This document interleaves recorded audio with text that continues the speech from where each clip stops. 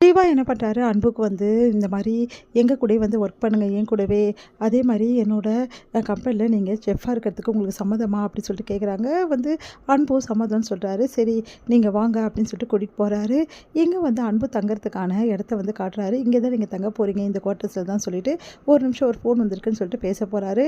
அப்போ வந்து அன்பு நடந்து வந்துட்டுருக்காரு. அப்போ கண்மணி வந்து அன்புவ பார்க்குறாங்க. பார்த்துட்டு செம்ம டென்ஷன் ஆயிடுறாங்க.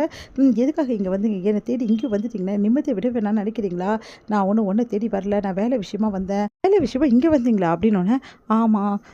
நான் வந்து ஜீவாவோட ஹோட்டலில் வந்து ஜாயின் பண்ணியிருக்கேன் அப்படின்னோன்னே, ஒரு நிமிஷம் அப்படின்னு சொல்லிட்டு ஜீவா ஓடி வராரு. கண்மணி, இவர் அன்பு ரொம்ப சூப்பரான ஒரு பர்சன். இவரை மாதிரி யாருமே வர முடியாது. இவர் சீஃப் குக்கா நம்மளோட வந்து ஹோட்டலில் ஜாயின் பண்ணியிருக்காரு. இவர் சூப்பராக குக் பண்ணுவார். அது மட்டும் கிடையாது, இவரை பற்றி சொல்லணும்னா எவ்வளவோ இருக்குது. எவ்வளோ பெரிய ஆள் தெரியுமா இவர். ஆனால் எனக்காக வந்து நம்ம வந்து கூட இணையிறாரு அப்படின்னு சொல்லிட்டு இருக்காரு. அது கேட்டு கண்மணி ஆச்சரியப்படுறாங்க. எதுக்காக அன்பு இங்கே வந்தார்? அவ்வளோ பெரிய கம்பெனி சொத்தெல்லாம் விட்டுட்டு எதுக்காக இங்கே வரணும் அப்படின்னு சொல்லிட்டு கண்மணி யோசிச்சுட்டே இருக்காங்க. சரி அன்பு, உங்களுக்கு இங்கே தான் ரூம் வந்து ரெடியாக இருக்குது. இப்போ கண்மணி இருக்காங்கல்ல, அவங்களுக்கு ஆப்போசிட்டில் தான் நீங்கள் தங்க போகிறீங்க, வாங்க அப்படின்னு சொல்லிட்டு கூட்டின்னு போகிறாரு. அதை பார்த்து கண்மணி ஆச்சரியமாக அப்படியே பார்த்துட்டே இருக்காங்க. இங்கே வந்து ரூமை காட்டுறாரு. இந்த ரூம் உங்களுக்கு கம்ஃபர்டபுளாக இருக்குமா அப்படின்னு சொல்லிட்டு கேட்டேன். எனக்கு எந்த பிரச்சனையும் இல்லை, நான் இங்கேயே தங்கிக்கிறேன், எனக்கு இந்த குவார்ட்டர்ஸ் ஓகே தான் அப்படின்னு சொல்லிட்டு அன்பு வந்து சொல்கிறாரு. பரவாயில்ல, ரொம்ப தேங்க்ஸ், எனக்காக இவ்வளோ தூரம் வந்திருக்கீங்க அப்படி சொன்னோன்னே, இதில் என்ன இருக்குது, நீங்கள் வந்து எப்போவுமே வந்து நல்லபடி உயரணும்னு சொல்லிட்டு உங்களுக்கு நான் பக்கபலமாக கண்டிப்பாக இருப்பேன் அப்படி சொல்லிட்டு அன்பு வந்து வாக்கு கொடுக்குறாரு ஜீவாவுக்கு. ஜீவாவும் ரொம்ப சந்தோஷமாக வராரு. அதை பார்த்து வந்து கண்மணி வந்து, எதுக்காக ஜீவா இப்படிலாம் பண்ணுற அப்படி சொல்லிட்டு கேட்டோன்னே, என்ன கண்மணி என்ன ஆச்சு, எதுக்காக இவரெல்லாம் இப்போ சேர்த்துருக்க அப்படின்னோன்னா, என்ன கண்மணி இப்படி சொல்லிட்டேன், இவர் எவ்வளோ பெரிய ஆள் தெரியுமா உனக்கு அப்படின்னோன்னா, அப்படியே பார்த்து முறைக்கிறாங்க. ஏன் கண்மணி இப்படி சின்ன சின்ன விஷயத்தில் கோவப்படுற, நீ உனக்கு எவ்வளோ டேலண்ட் இருக்கோ அதே மாதிரி இவருக்கும் நிறைய டேலண்ட் இருக்குது கண்மணி, சொன்னால் புரிஞ்சுக்கோ அப்படின்னோடனே உடனே பார்த்துட்டு கம்முன்னு போயிடுறாங்க. கண்மணி எதுக்காக இவரை பார்த்து கோவப்படுறா அப்படின்னு சொல்லிட்டு யோசிக்கிறார் ஜீவா. எங்கே வந்து கண்மணி அப்செட்டாக உட்காந்துருக்க பார்த்து அவங்க அம்மா வந்து, என்னாச்சு கண்மணி அப்படி சொல்லிட்டு கேட்குறாங்க. என்ன ஆச்சா அப்படி சொல்லிட்டு டென்ஷனாக வராங்க.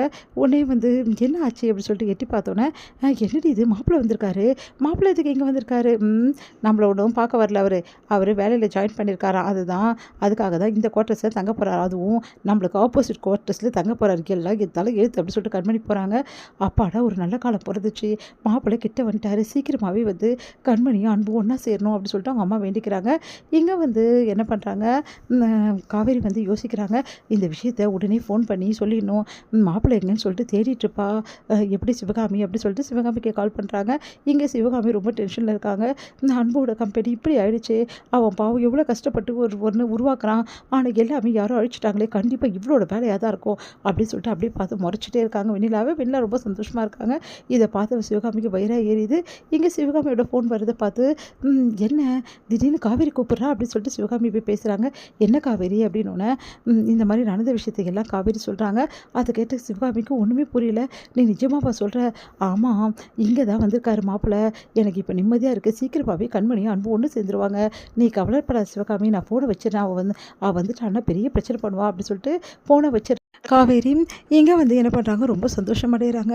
அப்பாடா, என் மருமகளும் என் மகனும் கண்டிப்பாக ஒன்று சேர்ந்துருவாங்க அப்படி சொல்லிட்டு சந்தோஷமாக வந்து சிவகாமி இருக்காங்க.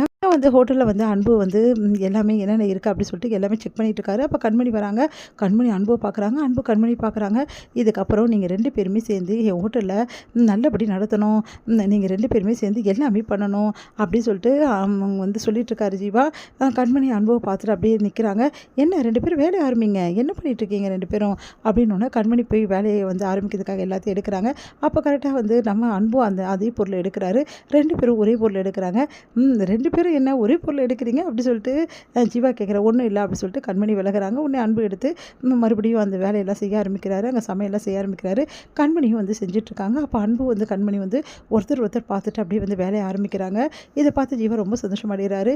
இதுக்கப்புறம் கண்டிப்பாக என்னோட கம்பெனி முன்னுக்கு வந்துடும் அப்படி சொல்லிட்டு யோசிக்கிறாரு ஜீவா. இங்கே வந்து என்ன பண்ணுறாங்க, விசாரிக்கிறாங்க வெண்ணிலா.